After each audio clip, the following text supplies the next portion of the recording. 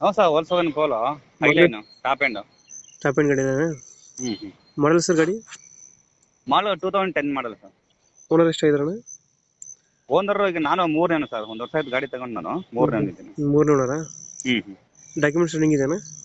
ಹ್ಞೂ sir document original R C ಇದ್ದಾನೆ, ಮತ್ತೆ ಇನ್ಸೂರೆನ್ಸ್ ಎಲ್ಲ ರನ್ನಿಂಗ್ ಇದೆ, ಅದೆಲ್ಲ ನನ್ನ ಹೆಸರಲ್ಲೇ ಇದೆ. ಲೋನ್ ಇಲ್ಲ ಅಣ್ಣ ಗಾಡಿ ಮೇಲೆ? ಸರ್ ಲೋನ್ ಏನಿಲ್ಲ ಸರ್, ಲೋನ್ ಇಲ್ಲ.